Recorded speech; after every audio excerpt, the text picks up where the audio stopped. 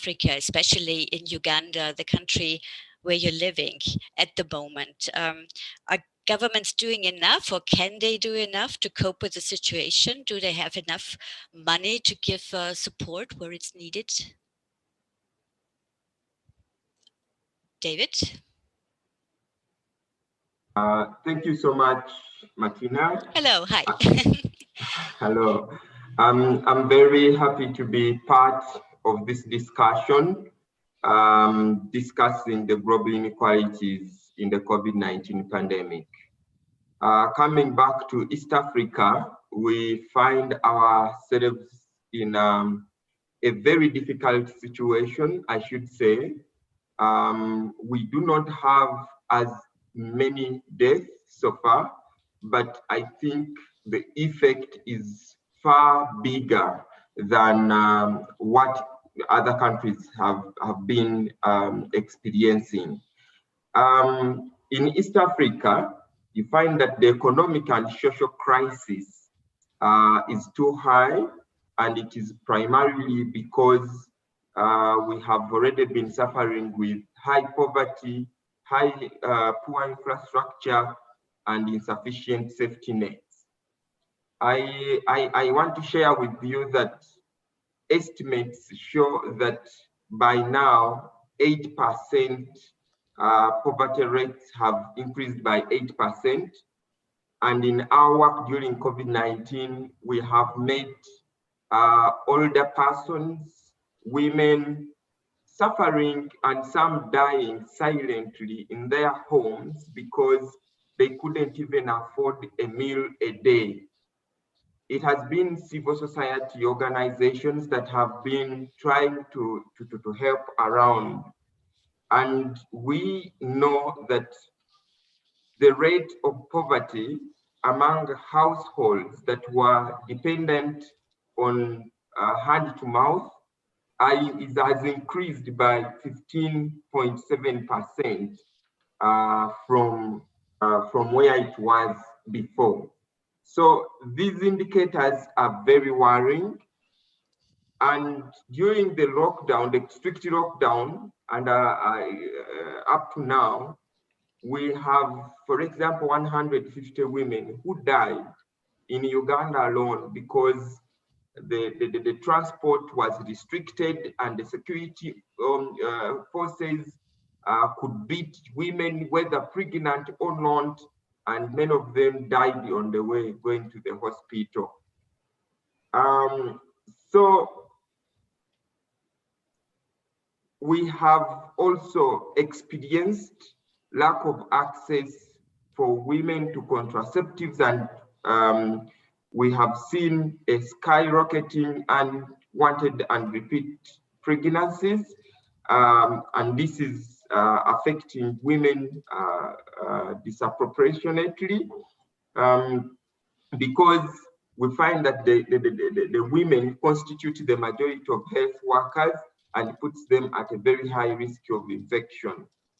I want to share with you a very sad reality right now, that the government of Uganda, where I live, has now declared that if a family member died of COVID-19, now the responsibility will lie with the members to bury that person, because they have indicated that they don't have resources anymore. That is very dangerous, because in our culture settings, many people would want to see and send off the dead. So we don't know what will happen, because it means that people will even have to handle the dead body. So government has made that declaration, and here we are. We also know that in the region, food and nutrition insecurity has increased by 44%, although we have had food insecurity before, but it has now increased to those levels. And this is due to disruptions in supply and also inputs. We have seen unprecedented severe impact in poultry and fishing because of the decline, not only in demand, but also in inputs. So our farmers cannot be able to grow their own food. But what does that mean and where is it coming from? COVID-19 has stripped our governments and duty bearers naked of the many lies that we have had from them as governments that care for people. We do not have appropriate safety nets, and even when they get, for example, donations in terms of maybe budget support, some of this money has not been going to the requisite reasons why it was given. For example, right now in Uganda, we have a fiscal gap of 15.7 trillion, translating to 4.15 billion US dollars. And now you wonder, where are we going to get the money to be able to offer public services? The budget allocation to health was only marginally increased despite the additional demand that the COVID-19 pandemic has added to the sector. And from the African perspective, we all know that governments had agreed in Abuja, under the Abuja Declaration, to allocate at least 15% of their national budgets to health. But it is an embarrassment that many of these governments have not. For example, back in Uganda, we have only 6% allocated to health. In light of the pandemic, many health workers don't have PPEs, and many regional referral hospitals have inadequate, capacity, but also equipment. And when it comes to lower health centers, some of the health workers have not been given their allowances, and they are not even ready to handle COVID-19. When you go to Kenya, at least there is some slight improvement because they increased to 10%. But also, it is just shifting. For 2021, they increased the health budget to 10.3%. But when you look at it, it is money that is going to be only put in national referral hospitals, and the lower health units have not been given priority. Tanzania also increased to 900 billion Tanzania shillings, translating to 16%, Rwanda 30% of their national budget to social transformation, but the disaggregation as to health is not also very clear. Burundi is not very clear, although they have a national budget of 834 United US dollars. South Sudan, they had even flouted the rules. By the time they were supposed to come up with the budget, they didn't even have a budget framework paper. But we know now that they have a budget of 268 billion.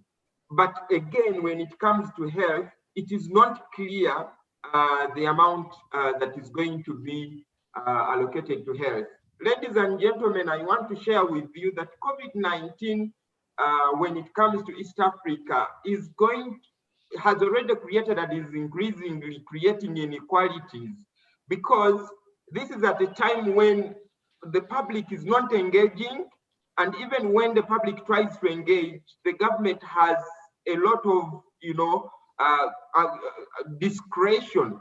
We have seen, for example, in Uganda, budget inappropriateness, and we have seen, for example, MPs sharing money in the pretext or in the pretense that they are going to be working on COVID-19.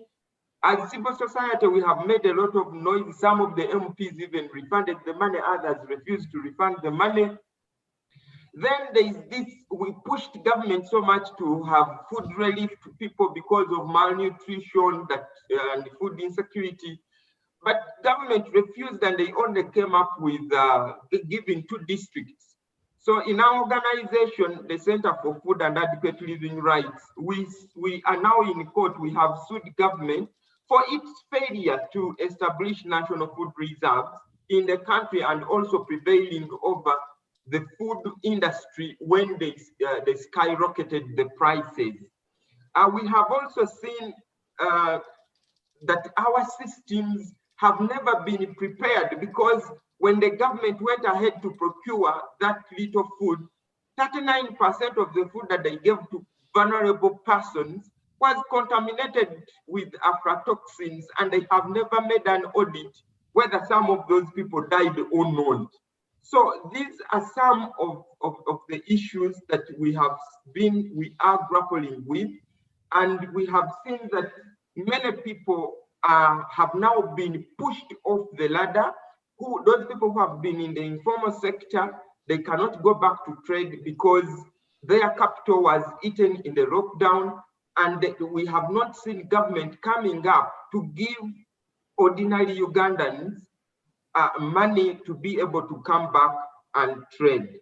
So we continuously see that there is a lot of inappropriateness when it comes to budget. The budget is not enough.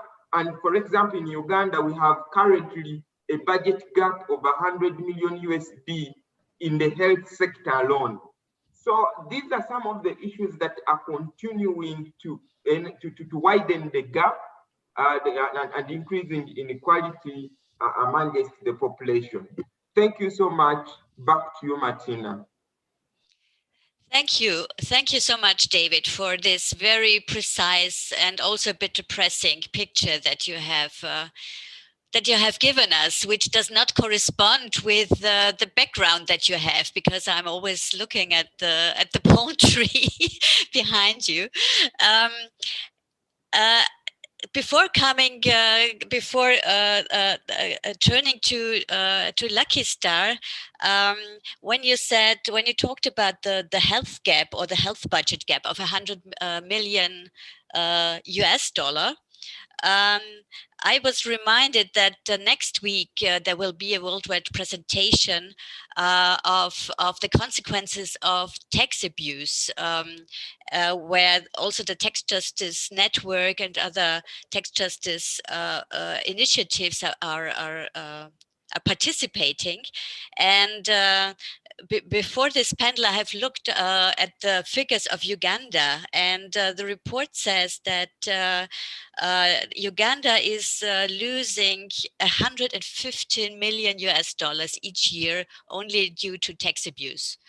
So the health gap could be closed very easily, just if you raise more money and stop this tax avoidance and tax evasion. And the report also says that 86,000 nurses could be paid every year just for this money. So I think illicit financial flows, I mean, tax evasion and tax avoidance is a part of illicit financial flows. If we could stop that, that would also make the lives of Ugandans quite easier, or it would be easier to fight the pandemic. Thank you so much. Before we go into the discussion, and I want to call on all of you outside to ask questions. We have a Q&A section, Frage und Antwort in German, F&A. And you are really warmly invited to pose questions, also give comments. And you have still enough time to do so, because now we turn to Luckystar. Luckystar, I have already said that you have worked on illicit financial flows, and also were part in civil society initiatives. So could you give us a short overview of what illicit financial flows are? Is there a definition of it? How high are illicit financial flows? What are the effects of financial flows in African countries? And are there any solutions that you have thought of, or what is the international discussion? What could be done against those illicit financial flows? And also, what is the role of the European Union or Europe in general in that? Are we the bad guys? Are we the good guys? Can we do something about it here too? Yeah, these are some of the questions. Thank you so much, Martina, and thank you to David. And first, I would like to start by appreciating sincerely the organizing committee for this 2020 Austrian Development Conference. Of course, it would have been nice to be in the lovely city of Vienna and see you all physically, but virtually, you've brought in quite the international esteemed panelists. And I joined yesterday some of the sessions, and they were quite good. So I would just like to also appreciate David's presentation, which makes my life a little bit easier, because he touched on quite a few issues that I will also speak about. And it's always good to hear from a country perspective and from a regional perspective, which is echoed around Africa. As you said, I worked before with a lot of African countries. I still do interact a lot more in the policy perspective, but also the people who are affected by some of the policies. So I think I will start by talking about this big issue of illicit financial flows, which joins into the topic of inequalities, global inequalities, and right now, COVID-19. So in terms of defining illicit financial flows, this is such a struggle right now internationally, because there is not a single definition that has been agreed upon by all stakeholders as the definition of illicit financial flows. But this is not to scare people and participants who are listening to think that the issue of illicit financial flows, as is always says, is a very technical issue. No, it's not. And I will focus on the definition that's more developmental, which has an impact on the development. So illicit financial flows, legally, it's money that illegally flows or is transferred out of countries. Now, I will just use the example of African countries. And recently there was a report, there's so many figures and numbers in terms of illicit financial flows, but there was a report done by the United Nations Conference on Trade and Development. It's called UNCTAD in short, just in September. And this report released the latest data on money that Africa loses through illicit financial flows. And Africa loses 88.6 billion annually through illicit financial flows. Now, to tell you the magnitude, or to show the magnitude of this, is that in 2015, there was a panel that Martina mentioned, formed by the African Union, which is sort of our equivalent of the EU in Africa. So it brings together all heads of state, sits in Addis Ababa, which is the capital of Ethiopia. And they formed up, the heads of state mandated a panel to be formed, led by former South African President, His Excellency Thabo Mbeki, to look into the issue of illicit financial flows. And in 2015, they found that it was 50 billion that was leaving Africa. But today in 2020, the UN is telling us it's actually increased. So it's 88.6 billion. And I must say that by all accounts, these are very conservative estimates, because it depends on data, which is already an issue that is hard to find. And I will explain now, illicit financial flows has a very there's a lot of secrecy around it, and it's very hard to pinpoint some of these things as illegal. So that's why we have the distinction between tax evasion and tax avoidance. So tax evasion, which is mostly how we define the definition that we use for illicit financial flows, is illegal. It's simply, for example, if I don't pay my taxes, even right now, to the Dutch government, it's illegal, and I'm doing something illegal, and I might go to prison for it. However, tax avoidance is not illegal. So tax avoidance is if the government does not remit my taxes, well, that's not my fault. That's on them. So if they find out, like, maybe they can remit it later, of course, which is backdating, and they can do that, but that's not on me. So that's avoidance. Also, with multinationals, now to expand that definition, is that if they take advantage, so a simple thing like a multinational that is registered in a tax haven where they pay 0 to 5% of tax, but they're operating in an African country where they would be paying 35%. Well, they're registered in the multinational and not in the African country where they do business. So when they say that they paid their taxes in the country where they're registered, which is the tax haven, so they're ideally not doing anything illegal. So this is just to give all the participants who are not necessarily tax experts, but even the tax expert, just a little bit of a background on illicit financial flows. But to look at it from a development perspective, is that it's international money that has a very negative impact on economies, directly and indirectly, and on societies. So that sounds a bit too vague, but I will just expand on it. And now I go back to what David was saying, is that illicit financial flows is not a harmless sort of crime or a harmless thing that takes place. It actually has a face to it. So as David has said, this money that I've mentioned is money that is being taken away from African countries that right now could have gone into development, could have gone into investing in our healthcare systems, investing in the safety nets that David was talking about, investing in education. Now, another perspective of this is that it is money that has a gender perspective, and this speaks to our theme of the conference today on inequality. Now, when we talk about inequality, there are many dimensions of inequality: economic, social, economic inequalities, political inequalities, cultural, religious, whatever types of inequalities that we have. But gender inequality is a very big issue right now in African countries, because, for example, already when we have budgets, for example, and we're talking about tax allocation and spending into various issues, we're talking about spending in healthcare, about spending in education. These are areas that affect the most marginalized and the most vulnerable, who tend to be women.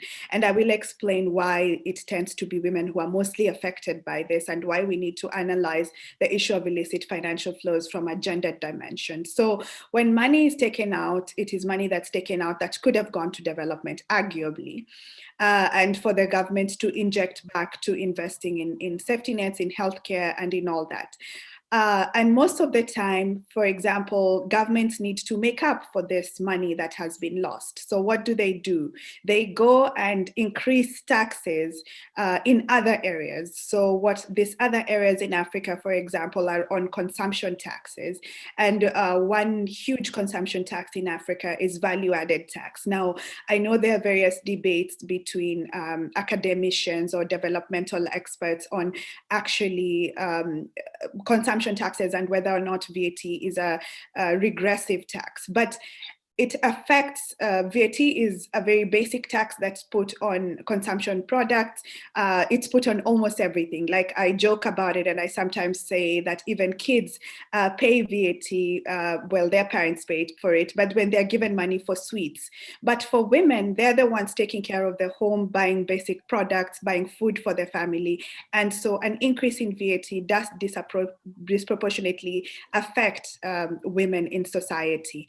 Education-wise, when money is taken out and girls are not able to go to school, they're the first to be pulled out of schools in some of our societies in Africa. So this is a clear link between illicit financial flows and how it goes to affect women in communities in African countries. But I will actually mention later, because as Martina said, right now have been working here in Europe for over 4 years now. So we will see that it's not only an African problem, which has been put right now as this big issue in Africa, but it also affects Europe, and I will talk about it later in my presentation.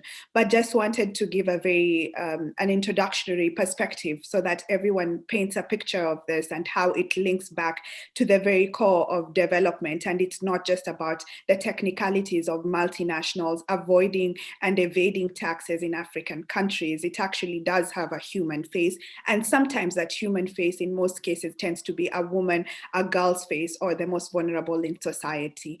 Another perspective is that illicit financial flows takes place in probably 3 dimensions, just to try and break it down. There is the commercial perspective, which is the largest way of how illicit financial flows leaves African countries. And commercial perspective is a bit of what is the technical side, but this includes things like what we call abusive transfer pricing, misinvoicing of services, and unequal contracts. But I'll just take one example, so don't fear because of the names that have been said and if they're not familiar to you.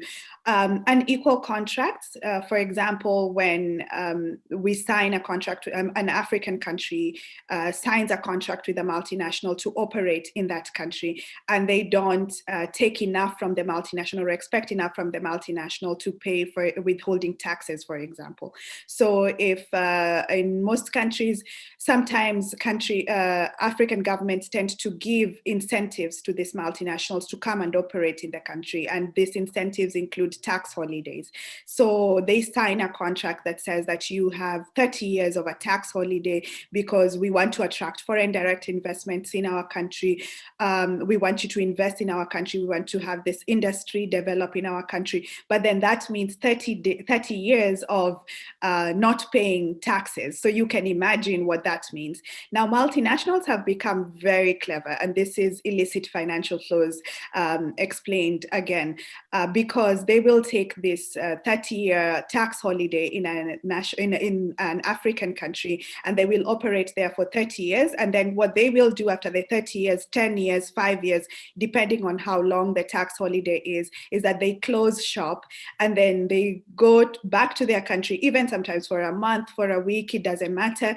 And then they rebrand and rename and come back to the African country and claim another 10 years tax holiday. So in general, you keep increasing these tax holidays and taxes not being paid by these multinationals. So that's just one of the commercial ways by which illicit financial flows takes place. The second way is criminal activities. And I'm basing these 3 ways that I'm mentioning from the report that was done on Africa by the high-level panel on illicit financial flows that I mentioned before, spearheaded by His Excellency, former President of South Africa, Thabo Mbeki.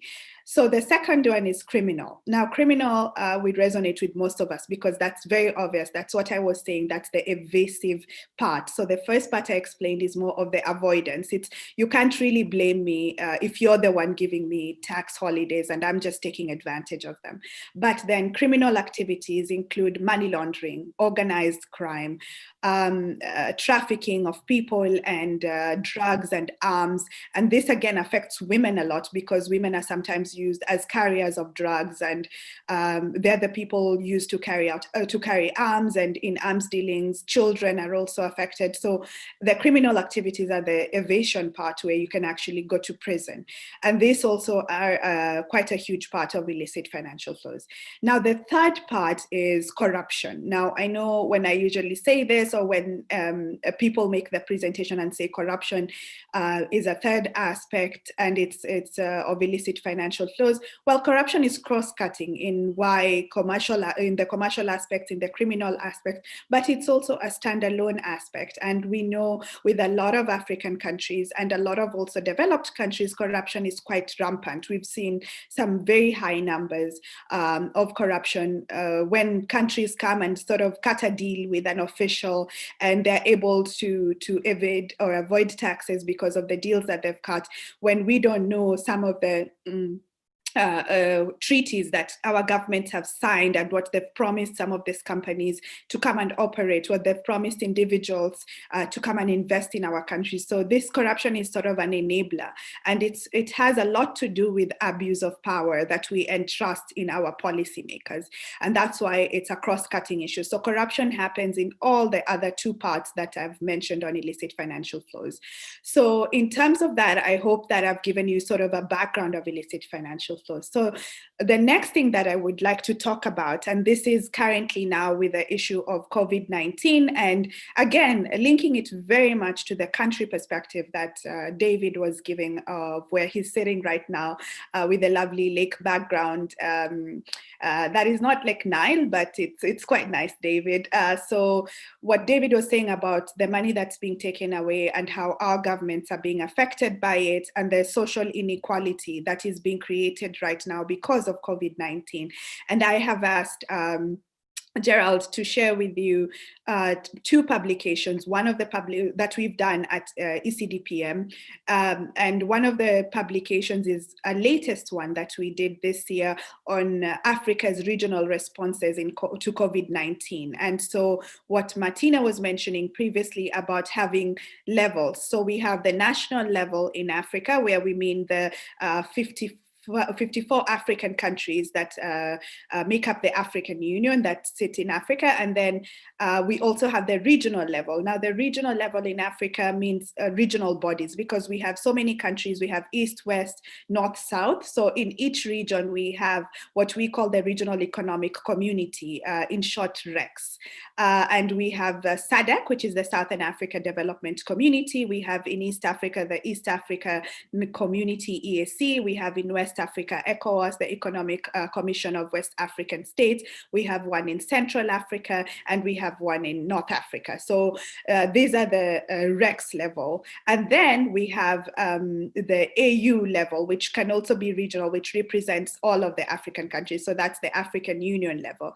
And then we have the international level. So you have to look at layers of how to link the discussion of illicit financial flows from what is being done at the very national level to how we can cooperate at the regional level and at the AU level and take these matters internationally. Now, why it is important to do this linking that I'm speaking about is because when you link the matter is not about, like I've said, it's cross-border. It's not just about the national, avoiding taxes nationally. Illicit means that this money is being taken out of Africa. Financial, it's mostly money. Flows, it's flowing out of Africa. And I've seen some pictures, if you look at it, like they've said, is that it's for every dollar, for every $2 that Africa gets in terms of ODA or aid that we get, one is being taken out. So it's like a defeating purpose. It's illicit financial flows take away, and then it's like we're being given the money back through aid. So what people say sometimes is that Africa is not poor.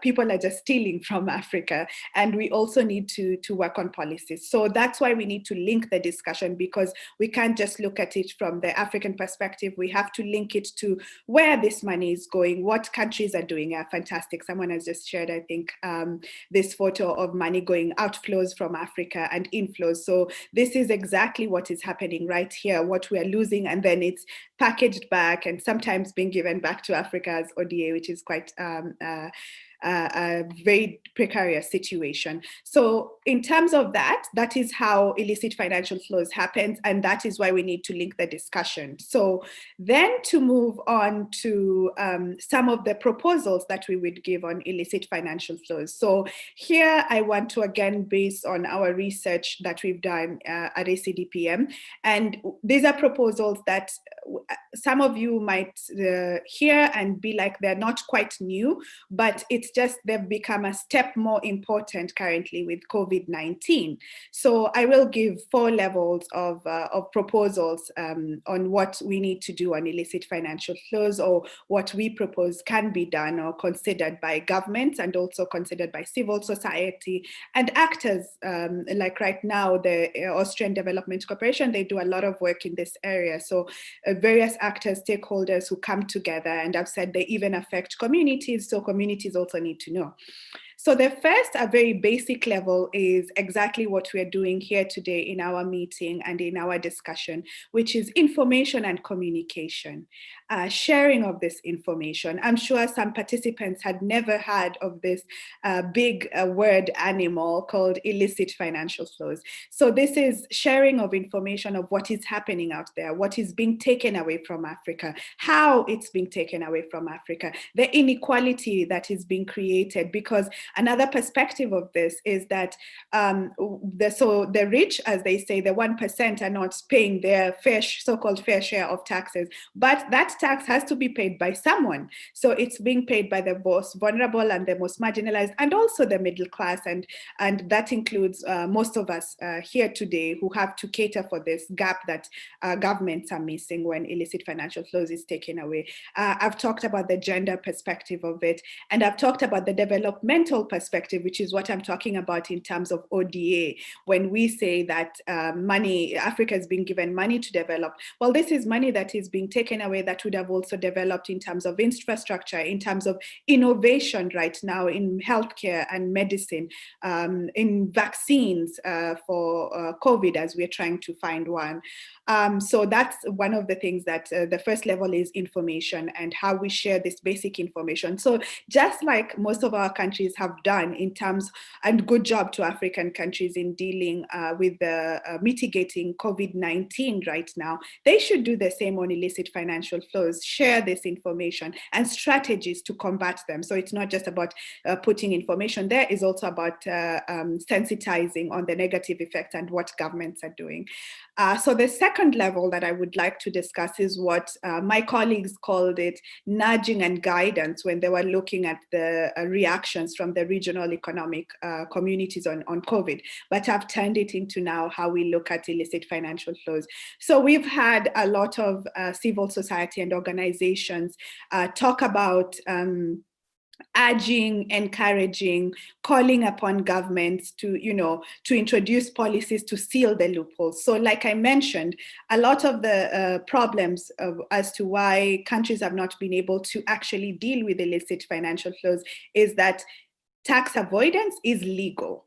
So why is tax avoidance legal? Because like I've said, if there are loopholes and I'm just a clever multinational and I have my clever team of lawyers and I have my clever team of tax experts, accountants, and all these people to advise me and say, well, you know what, Luckystar Corporation LLP or whatever my company is called, if we are operating in 5 African countries, well, we can just also open another shell company in or a letterbox in a tax haven. So we can go there and then we can just open a PO box and register ourselves there officially and say that we are paying taxes there, because compared to where we are working in Africa, they want corporate tax of 25 to 30%. But in this tax haven, we will pay a corporate tax of 0 to 5% or none at all sometimes, or sometimes even negative corporate tax rate. So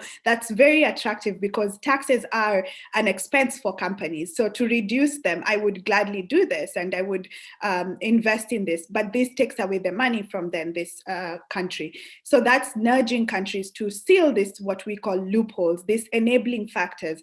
This, when you look at your treaties, and we're seeing right now a lot of African countries trying to revise some of their treaties that they've signed. They're analyzing the treaties that they've signed with more developed countries and realizing that the treaties were taking away or enabling multinationals to be able to take away money from this country. So treaties, when you have a treaty with a country, it basically defines sometimes tax, what you agree upon on tax and what percentages will be paid, sometimes in this area or in another country. So if I am Kenya and I say to avoid double taxation with the Netherlands, for example, in Luckystar's salary. So we have a treaty with Kenya, and so Lucky now works in the Netherlands and pays taxes in the Netherlands, so she won't be taxed again in Kenya. So that's sort of the concept of a treaty. And the same is applied with multinationals. So this is the agreement that they have. But sometimes what these multinationals do is what we call double non-taxation. So they don't pay taxes in either of our countries. So they might tell Kenya that Lucky might tell Kenya that she's paying taxes in Kenya and tell the Netherlands that she's paying taxes in the Netherlands, but she's actually doing neither. But they don't have a way of knowing if Lucky's doing this. And this is what we're saying about exchange of information and tax transparency between governments at the international level, which can be a solution to ending illicit financial flow, or at least curtailing it. The third level is coordination. Now, coordination is very basic, but it's very difficult to do. And this is where we haven't been able to reach. And actually with COVID-19, we have realized the difficulty of throwing out around the word coordination, because countries have reverted to unilateral decisions and not multilateralism. So we're seeing us trying to go back because it's affecting at national level. Curfews are being introduced at national levels, lockdowns. We're looking at national level economies, which is very important. And as you remember, I said there are various levels. However, for illicit financial flows, we need a coordinated approach across states. We need a coordinated approach across institutions. We need a coordinated approach across our tax authorities, across civil societies working together to expose some of what is happening. So here I will just take an example of improving. Lucky, we are a bit ahead of time, so okay, I'll be rather sorry. quickly to finish. No problem, thank you. So I will do this in about 3 minutes. So coordination means that we basically have to coordinate at the international level, so not leave it to just one country because every country is losing. And then the fourth level is collective action, and collective action is very important because this is where civil society comes in, because civil society organizations have become very good at campaigning and advocacy work that they do at this level. And an example currently is Tax Justice Network Africa, which brings in more than 20-something organizations around African countries to advocate for better tax justice and better allocation of resources to African countries. And just to finish in probably a minute or two, on the EU level. So we also have, so those were African initiatives, but within the EU, there's also been reports, and like we've seen with a lot of this Apple, Starbucks, state aid cases, for example, initiatives to also stop money being taken away from Europe, because the idea that I mentioned here on illicit financial flows is actually to avoid paying taxes and evade it sometimes, and not even in the EU. So the European Union has also taken action, and they need to work more collaboratively. So they're looking at, they're listing tax havens, for example, which is debatable whether it's a good or bad thing, but it's also to curtail money laundering.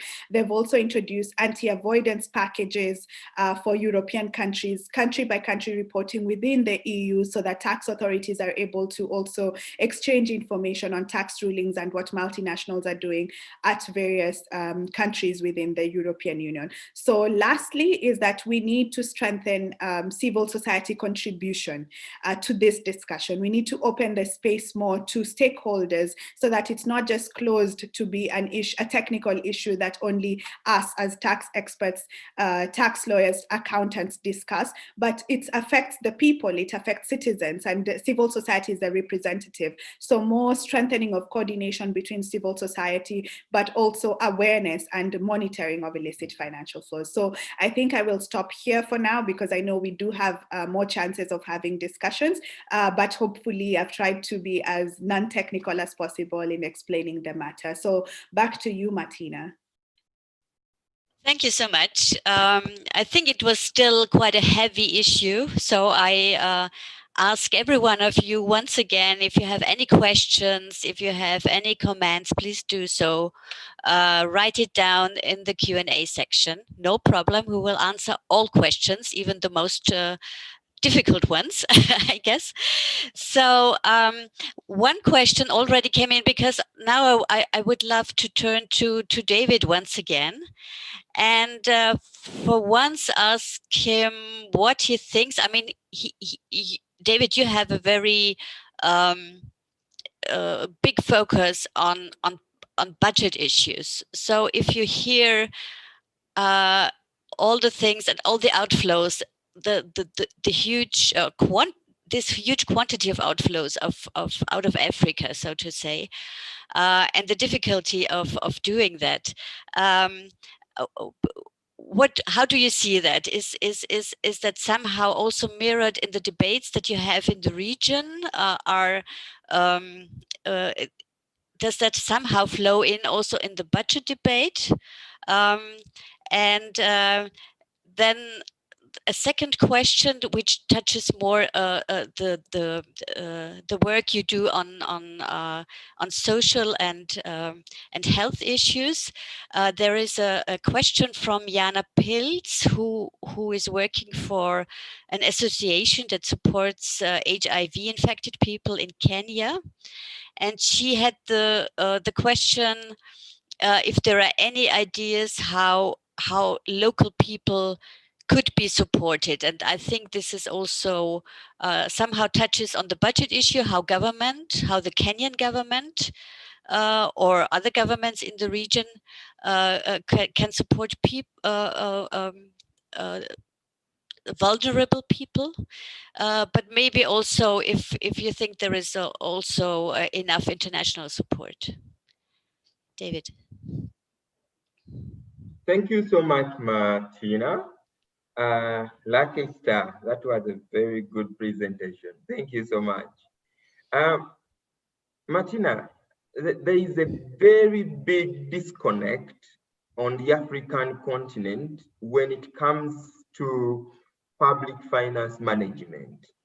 Actually, many people, even the elite, I doubt whether, for example, in Uganda we have middle class, because for me, I categorize many of us as poor, although some people want to think that they are middle class or what.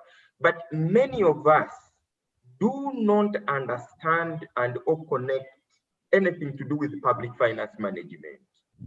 I think we need now to start looking at some approaches or tools that we can use to engage public participation when it comes to public finance management. In many of the cases, people do not think that it is their space. Everyone thinks that the government is in power, so that is not our space. Let me tell you, in my organization, last Friday, we filed a case against the East African crude oil pipeline. I'm leading a team of lawyers from Tanzania, Kenya, and Uganda. And although many people are fearful and they don't think that it impacts on them, I'm leading them to also open up their mind that when government goes on to sign these host agreements, they'll steal the money, they'll take the money. But let us try as much as we can to protect the peasants, to protect the indigenous people where the crude oil pipeline is going to pass, the women who are never compensated. They were stopped from cultivating, they've not been compensated, and the government wants to go on. Tanzania has signed, Uganda has signed. Recently, I'm working with 30 women. I'm helping them get compensation from palm oil Uganda. I hope you've heard about Bidco and Welma, the palm oil investments. But you realize that they have done some kind of investment, and what happens now is they don't care. I think this is also illicit financial, flows that are happening with this, because they take all the profit. And another thing that maybe we need to look at critically is the issue of financing models. Luckystar, you may know that right now, I think many African countries and also some countries in Europe have now picked on public-private partnership financing models.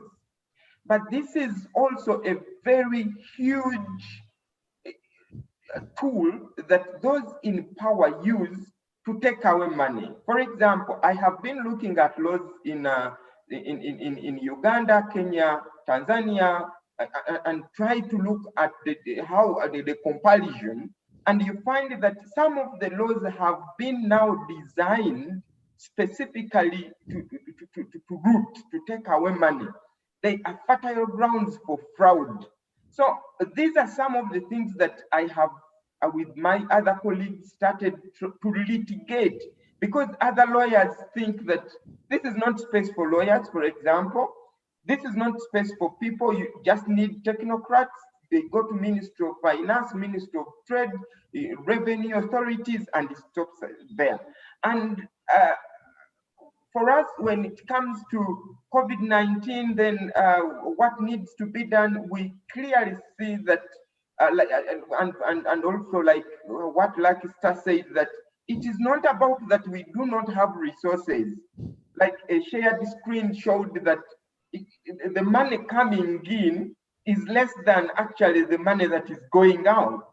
So it's like a bottomless pit. So if people will continue, bringing in foreign direct investment, we'll continue getting donations, we'll continue getting national budget support, but all that money is being taken away by a few people, unless we now try to come up with public engagement and active participation in public finance management. Everything is going to continue the way it is, and probably worse indicators are going to come to women, to youth, because now we are a youthful continent, to the elderly, and everything will continue like that. For now, that is my contribution, Martina. Thank you. Thank you. I think somehow you touched. I think you're right, and I think what after having listened to you, I think even more than public finance management, how budgets are administered and are spent is very closely connected of how the money is raised. No, I mean you mentioned the pipeline project, but I also know that the Ugandan civil society has fought a lot to get the oil deals published from your government, because Uganda is one of the new rising stars of oil producers. And it was a long fight because normally these deals are very secretive. Nobody knows what the government is doing with the oil companies, if revenues are coming out of these deals, or if the oil is taken out of the soil and nothing, the population doesn't win. So I think it's an ongoing struggle. And what comes into my mind, and maybe this is also the next question to Luckystar, is that somehow links also up to a question from Christoph Bayerl: how can European civil society support African civil society movements?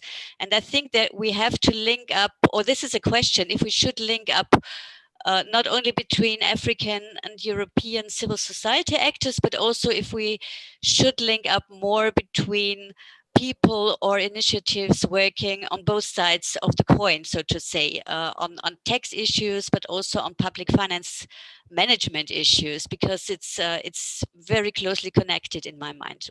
Luckystar, what do you think?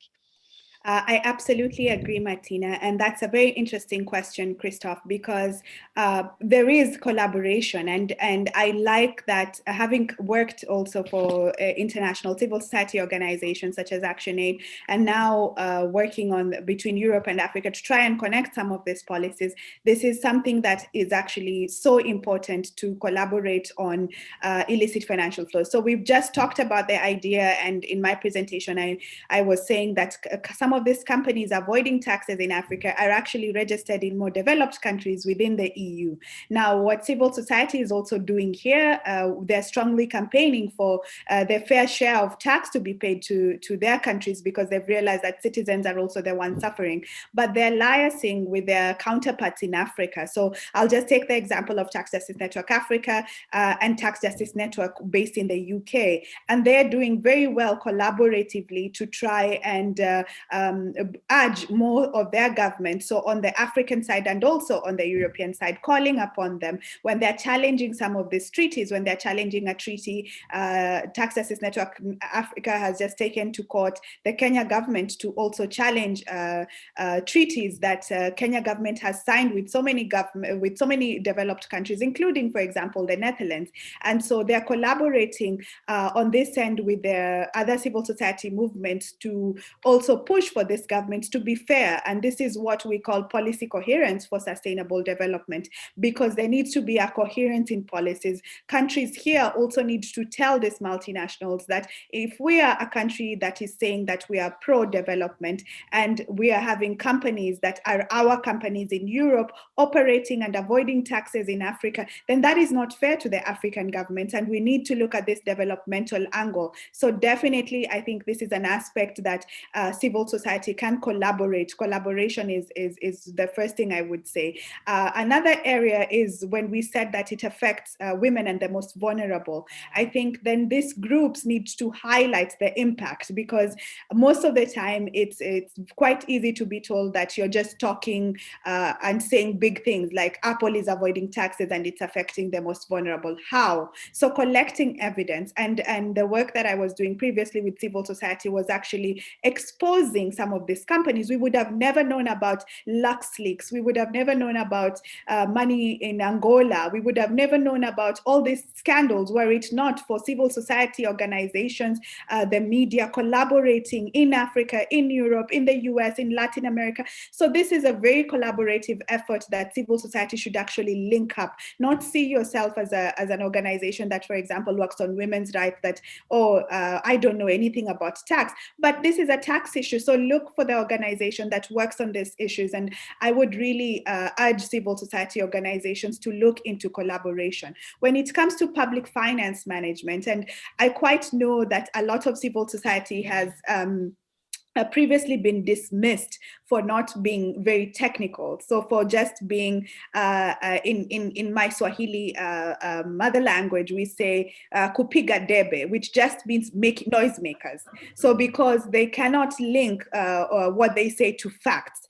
And this has quickly changed because civil society organizations right now, as I'm saying, are putting the humanistic faces to some of these policies on public finance management, budgeting, how we do tax collection, allocation, and spending. We're saying don't have regressive taxation, don't increase the burden that is already on the poor, have better safety nets, like David was saying. So Martina, these are just some of the areas that European civil society and African civil society can collaborate on. Mm-hmm. Thank you. Yes, I think we are all working in that, but of course it would be better, or the more actors are becoming involved, the better, I would say. The next two questions that also come from the audience, I would link it up with one question that comes from Daniel Bacher. I would like to link it up with one question I have. The question from Daniel goes more to, I think, David. He says, more money from stopping illicit financial flows does not automatically mean more funds for health. Corruption is a big issue.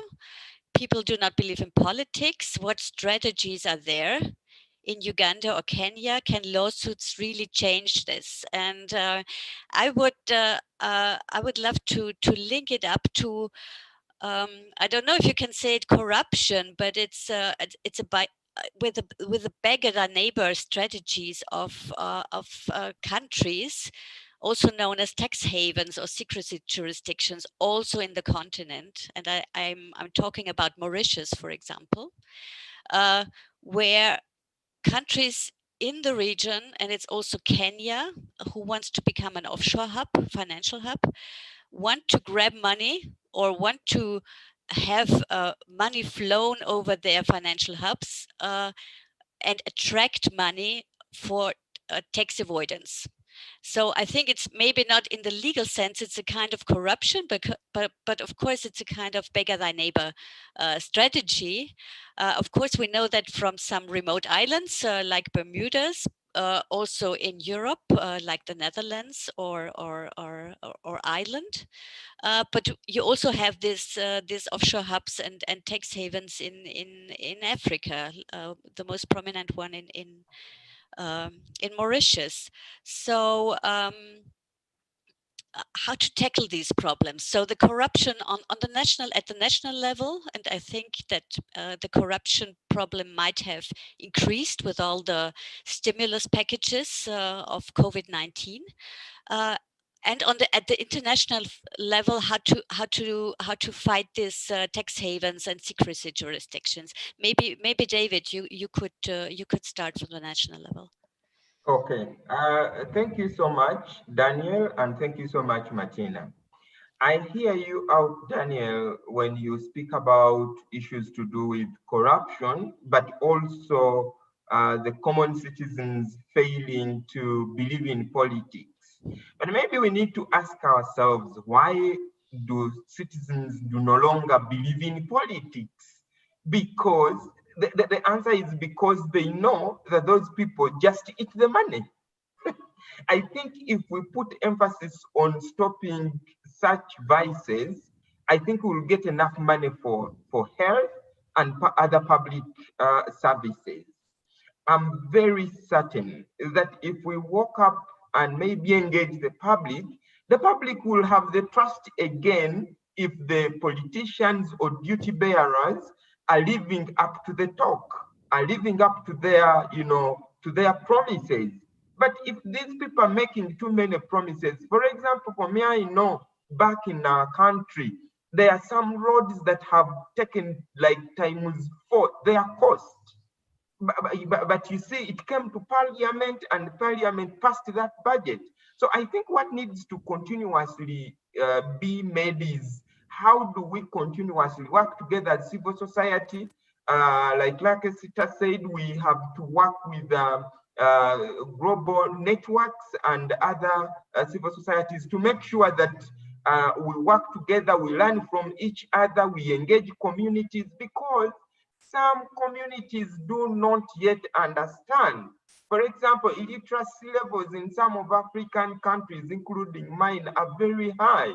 Maybe people don't make connections to what the public expenditure is, but we pay the taxes, because these days we no longer have direct taxes. Taxes are in goods. So every time we go to fuel our cars, to buy goods in shops, we pay taxes. Another thing is linked to cases. The question is, can these cases, do they work? From a civil society point of view, we do not do cases from an adversarial point of view. No, we are not adversarial to government. It is not cases that we do that maybe we want to win money. No. We do these cases as public interest cases. So it is like when I go to Parliament, I'm advocating them for policy or something. So when I go to courts of law, I'm trying to speak to another arm of government over something that has not been done well. And we have used litigation as another form of advocacy, as another form of another tool that we use to cause policy change, to cause policy debate, to cause legal reforms. So litigation is that other one tool that everyone should actually look at. I know that many, including funders, by the way, some funders don't want to fund litigation because sometimes litigation is indeterminate. You don't know whether it will end today or tomorrow, and sometimes you don't know whether it will end in your favor. But in public interest litigation, we know that the moment you put up a public interest litigation, you have caused the debate already. You are influencing policy. Let me tell you, we have been losing 16 women since 2011. So I went to court and did a very huge case on maternal health. But government swiftly went and started changing a few things here and there. And right now we have reduced maternal mortality rates. You understand? Even before the case could be determined, they had to increase the number of nurses. So whenever you file a case, and number two, we do not only file a case in the courts of law without engaging the public, which we call the court of public opinion. So we always go back to people and say, this is the cause. So every time you go back to court, you have the backing of many community members talking about the same thing, using social media, using main media. So we are very strong at the tool. of public interest litigation, and we would want to encourage other players and civil society organizations to engage, even when you're a technocrat. Well, if you are in civil society, and for example, I've been listening to Luckystar, and I'm like, oh, well, there's illicit financial flows. If she just appeared before a judge to just explain the way she has been explaining, I have seen judges move because civil society has spoken. So over to you, Martina. I think that is my contribution on those two questions. Okay, thank you very much. I just have to add that on the legal or illegal side, someone, I think an American judge has or expert has once said that sometimes the difference between legal and illegal is just as thick as a prison wall. So it depends. Sometimes it's not great. It's a great gray area, and then you really have to go to court and test it. And if the judge says, no, it's illegal, it's illegal. So some of those mechanisms that we see in these tax avoidance techniques, where all these high-paid lawyers are working on, sometimes you simply have to take them to court. That's it. But of course, that's a matter of means, of money, and also of capacities. And maybe we come to the capacity side a bit later. So Luckystar, what do you think about these intermediary tax havens that grab other countries' tax revenues, at least indirectly? I think that in terms of tax havens, these are the biggest enablers. And I think the question that was asked was also alluding to the fact that tax havens are not only in developed countries, but we have tax havens notably also in Africa. And now for me, there's a very worrying trend of some African countries trying to establish their capitals as financial centers, which can be a positive thing. But this can also be a center where it's used as a tax haven and a place where money can flow out. So I think they provide secrecy, they provide an enabling environment for some of these multinationals and also individuals to be able to take part in illicit financial flows and in tax avoidance and in evasion, and they need to be stopped. So one of the most famous ways that has come up here in Europe is always the EU listing of tax havens or non-cooperative tax jurisdictions around the world. But in my opinion, that list has good, and it also has some counter effects, because none of the EU tax havens are listed when it comes to listing of tax havens. And the listing idea is actually to deter tax havens from these activities. And I think I wanted to touch on also the question by Daniel a little bit, where he said that it doesn't automatically mean that this money will be invested back to health and back to what.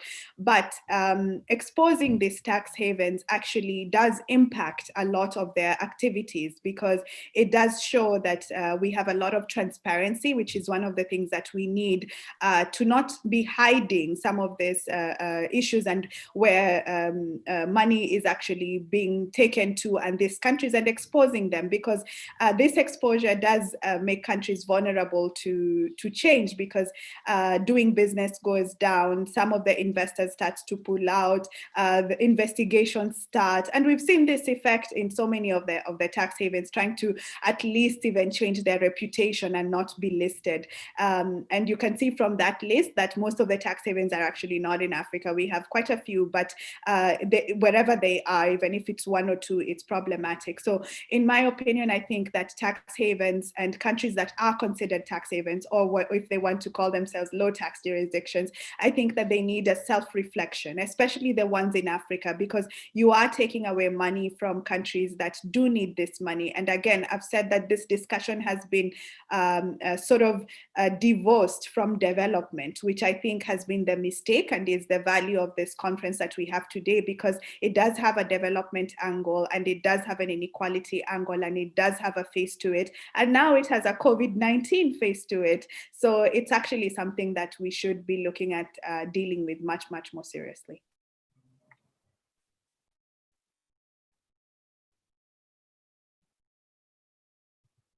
Martina, you're on mute. We can't hear you.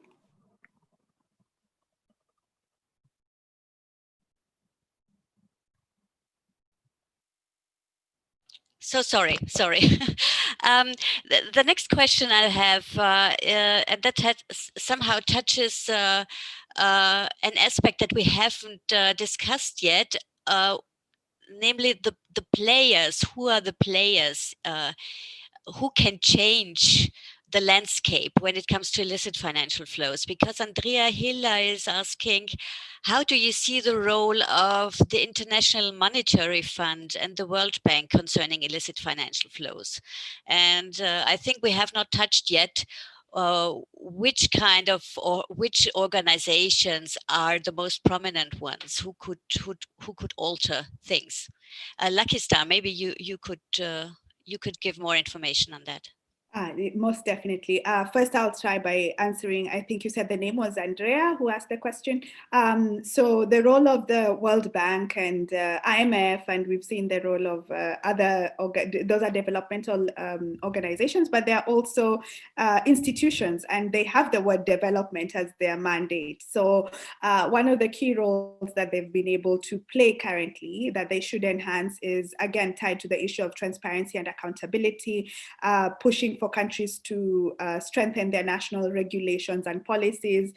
They've worked on asset recovery. So this is always I think it was in Nigeria, where they had a former president who had taken away money and gone to buy big cars and big houses in California. And this money was taken back to Nigeria with the help of the World Bank, and introducing laws, anti-money laundering laws, asset recovery laws in collaboration with African countries. The African Union has also passed a common position on asset recovery, which is quite huge for African countries, and also in terms of curtailing illicit financial flows. So the various levels and the various actors do have a key role to play in terms of what they consider their mandate as. And if you have your mandate, for example, as the World Bank, and your mandate is to work on development, then you need to look at the issue of illicit financial flows from that perspective of strengthening even capacities, working together with tax authorities on these technical issues. There's issues that,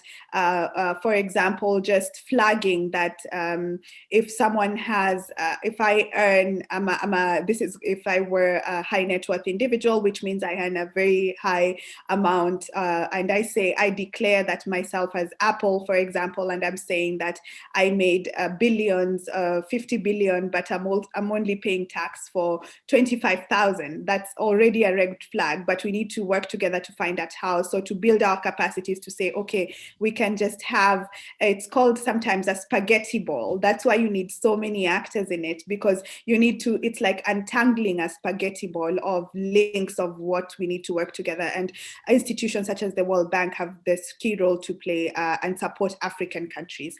In terms of, very quickly, Martina, if you may allow to answer the question related to this on strong coalition and alliances that are being created. And this already goes back to the question that was posed on civil society and collaboration that I answered, but now to take it a notch higher, to say that governments also need to collaborate, and Europe and Africa have already an opening. So for example, this year we were supposed to have the Europe and Africa Summit. It's not happening physically due to COVID-19 and has been postponed to next year. However, this is a platform that brings together the heads of state and government of both the EU member states and African member states to discuss various developmental issues. And I would just like to put a thought out there that why don't we make IFFs an issue that they discuss at this level of how to collaborate? Because as it stands now, there is that realization that policymakers need to collaborate at that level. And then we talk about civil society collaboration. And then we talk about collaboration between institutions. So if governments enable their financial institutions, government registries for transparency, exchange of information, of course, obeying and not going against privacy and data protection laws. As I know Europeans would say GDPR is in effect, but there's a lot of collaboration that needs to happen. And this can only happen if it's spearheaded by the policymakers who have the power and authority, what we usually refer to as political will. So I think I'll end there. Hope I answered that question. Okay, thank you. Another interesting question, I think, comes from Sandra. do you see connections between political systems and elite systems in Africa and illicit financial flows? I think that goes into the direction, are more authoritarian countries more prone to illicit financial flows? Maybe I'm wrong. If that could be the background of the question. And I think both of you could answer that. Maybe David, would you like to start? David? Thank you so much, Martina. What I need to say is the more dictatorial a country is, the more you'll have illicit financial flows, because such dictatorships are also kept into state power by machineries. In some of our governments, we have even had mafias. We have such terms in our governments. But yes, if we have strong political systems and maybe an elite system that is engaged on values, because some people no longer have values, then you can find that either if the two align well, then you'll not have illicit financial flows. But if you find that you have an elite system that is not built on values, and you have a political system that is not democratic, then the likelihood of having illicit financial flows is really high. I can give you an example of my country, I should say, because what is happening right now, we are into a period of electioneering, and we have a president who has been here for 35 years.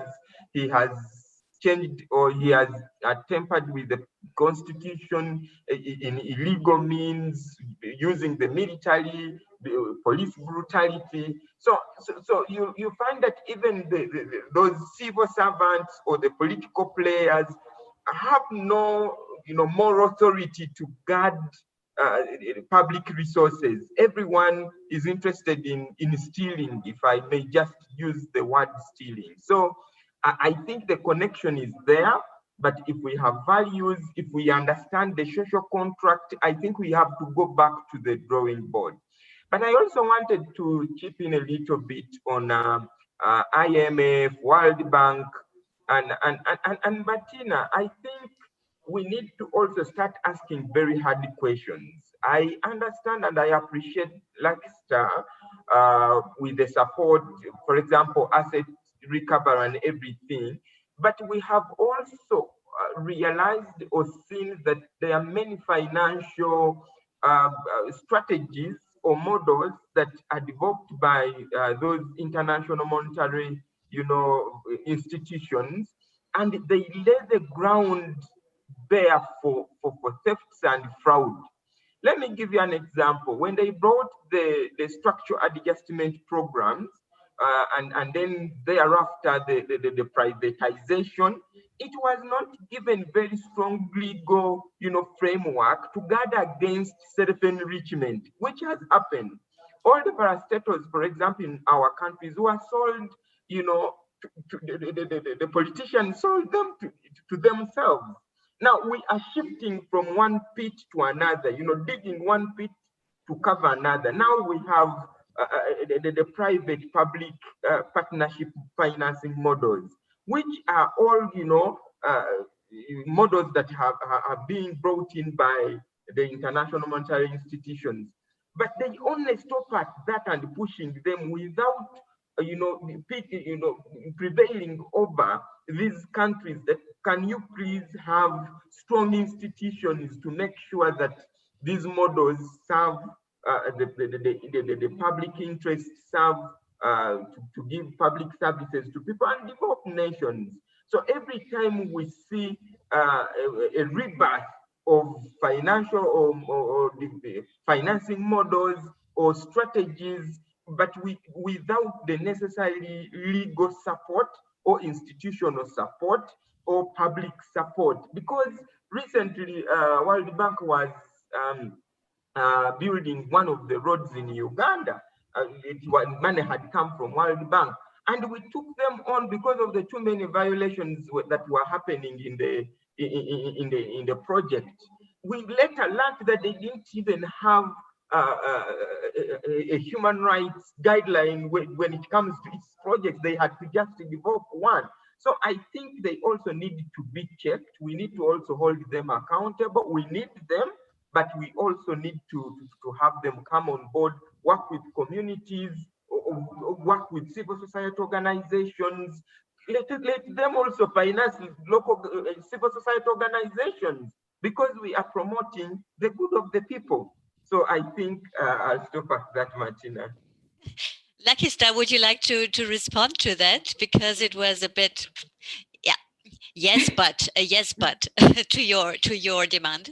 Yes, I actually agree with David, and I'm not going to be the defender of the World Bank and some of these policies that they stand for, and what they've done to developing countries, which has sometimes been counterintuitive. And that's why when in my intervention, I said, if you have a mandate of development, you can't just pick and choose which elements of development that you want to work on, and avoiding the fact that some of your policies will actually be counter to the developmental objectives, will increase inequalities. So these are something that things that really need to be considered. However, I would also like to answer and put it back to David, and full disclosure, I'm also from Kenya, so also an African, and speaking in my capacity also now at a very personal level, as what I've seen happening in my country and in our own countries in Africa, is the fact that we don't need to turn to the World Bank and IMF.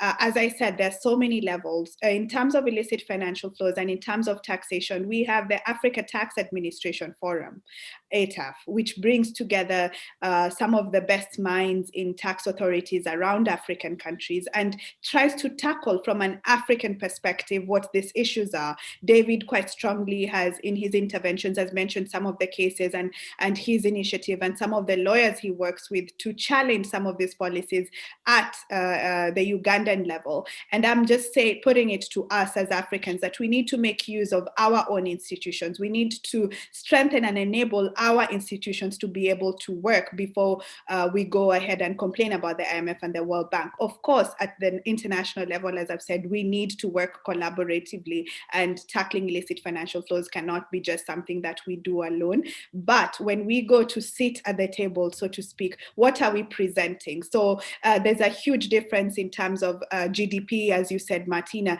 African countries, some of them are not even able to collect 15%. The average with European countries is 25 to 29%. So there's a huge difference between if I go into the commission and I'm talking about illicit financial flows, and I'm talking to someone who's a European national whose economy, or a policymaker whose economy is not as affected as much as the Africans. So I need to introduce policies when I'm saying about ending tax havens, and I need to say that these loopholes actually do create a disadvantaged outcome and an unequal outcome for my countries and for the African countries, and that's why it needs to be a priority. And then I tell them, I say, right now we're talking about digital taxation, for example, at the international level, and how to tax the digital economy. The story is very different in Europe and in Africa. The digital economy in Europe is quite developed. I'm not saying that we shouldn't focus on it in Africa, but we still have issues that we need to focus on, like tax treaties, disincentives that we are giving, exchange of information, data, and these are things that ITAF is looking at and encouraging African governments to look at it. So sometimes I feel like it's also important to take a step back, as you mentioned at the beginning, Martina, in your introduction, and said that there are these levels, national, regional, international levels, and critically look at what recommendations we are giving at each and every level. And sometimes we can, I remember a Ghanaian once saying that sometimes we can close our doors when it comes to extractives and tell the IMF and the World Bank who want to come and invest in these areas and say, leave the extractives in the ground until we know our own policies of how to try and extract them and how to get the taxes and how to benefit benefit from them. So sometimes we need to look at homegrown solution is my general point on that. Just very quickly on Sandra's question about the link with political systems and elite systems. At ECDPM, we work on something currently called political economy analysis. And here we look at who are the actors, the different actors, the incentives they have at the various level of policy making. So not just on illicit financial flows, but on other things. And you do realize that sometimes in an African setting, you do have a very strong link between the political class and the elites. And then, as David mentioned, which I fully agree with him about authoritarian governments, as we've spoken and in my explanation of secrecy jurisdictions and the commercial aspect and what enables illicit financial flows, in an authoritarian government or a government where you don't have transparency and accountability, IFFs are quite easy to do.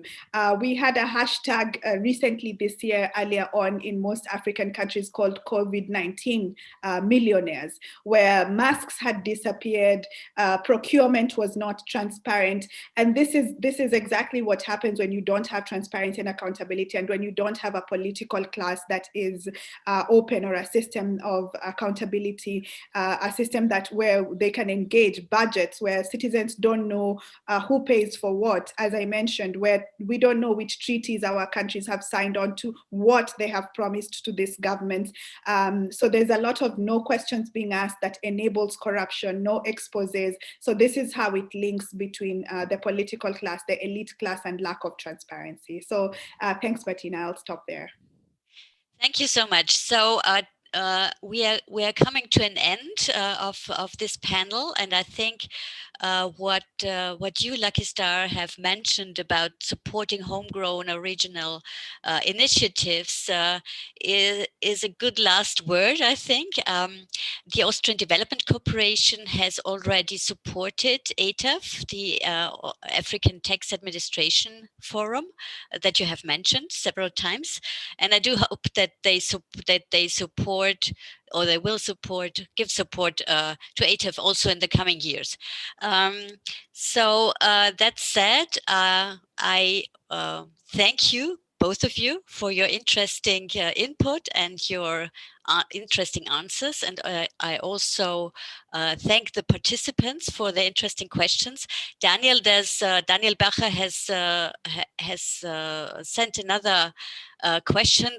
Unfortunately, we do not have the time to go into that, but maybe I could forward the question to David later on, so it will not be forgotten. So thank you very much.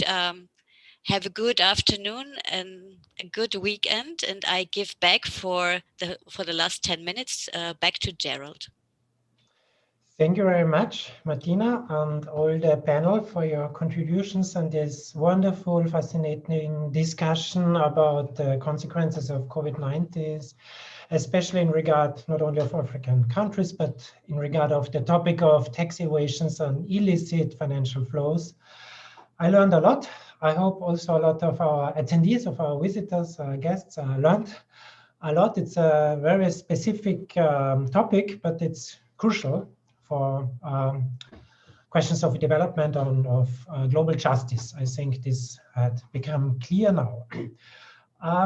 Yes, I wanted to invite you for the next panel we will have in the afternoon.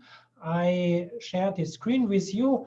The global panel will take place in 2 hours at 2 o'clock in the afternoon. The global panel will try a synthesis and attempt at a synthesis. And there will be participants from the 3 panels that were before, or from 2 of the 3s. So Luckystar Miyandazi will be with us again. So you have a heavy day today, Luckystar. I'm sorry, like I have. No, it's great to be with you. Ivo Lespopin, that you met yesterday in the Latin American panel, will join us again. And the new guest will be Dorcas Erskine. She's now in Zurich, but she has had a very international story afterwards. You can use the same link as you used now to join in. It's no problem. We have now a break, and in the break, you have the opportunity to use the exchange share we have in the Slack channel. I already introduced this at the beginning. We have our own channel for global inequality and COVID in Africa.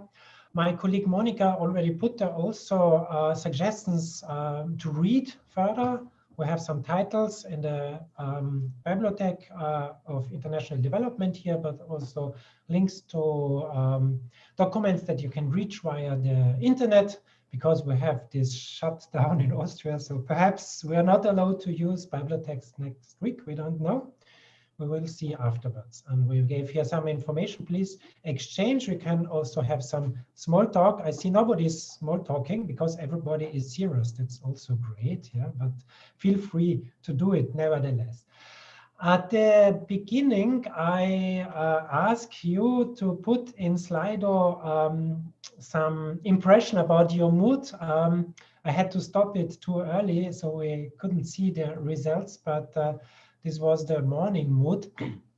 A lot of people were curious and happy about the fantastic seminar. I'm happy that we are not already depressed, because next lockdown in Austria will start soon. Yeah, and the sun will rise again every day. That's true. I now want to share another slide with you. And another slide.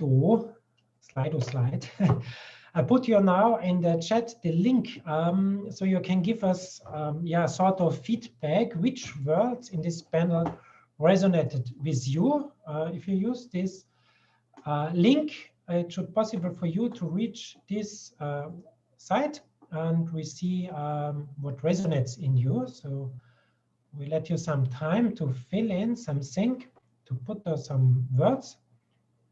Somebody already wrote cooperation. It's great. Yeah, it's a good start. I think this can invite also others to put reflections in. This is an option also to show that there are real existing people still alive and not sleeping, because this was a panel very vivid and full of energy and inspiration. So a lot of people put now some terms here and words about the COVID-19 millionaires, homegrown solutions, tax justice, gender focus, authoritarianism. These were central terms, I think. I let this open, and later on we will make a screenshot of this and put it in the Slack channel to our African panel we now have. I told you at the beginning we have a live stream on Facebook. Unfortunately, this was false because Facebook didn't want to cooperate with us. But YouTube was so nice to accept our live channel. Right? There were some problems. You never understand the secrets of the internet, but the live channel now is in YouTube. But we put on the Facebook site our the link, so you can have a watch there also. It's quite interesting because with all this crisis of COVID-19, we have a lot of people who lose, and we spoke a lot about problems, but of course there are winners, and it's one of the paradoxes of such webinars like we have today, that Zoom is one of the big winners of the COVID-19 crisis. And the fact that we need it to communicate, it's the tool that is the most stable for such international meetings. Yeah, to end with, I already invited you to the next panel. I don't have to do it again. But to end with, I thank you very much for the participation. I hope to see you again in 2 hours. And thank you especially to Luckystar and to David. Even if, unfortunately, Atia Barros could not join. The two of you were really great speakers now, which gave us very important insights. And to end with, I will start now our final goodbye presentation, so that you can go in your break, that you really, yeah, I think you are already hungry and thirsty. So Thank you, Gerald. Yes. Thank you, Gerald. Thank you. Thank you. Bye-bye. Thank you, Martina. Bye-bye. Bye-bye.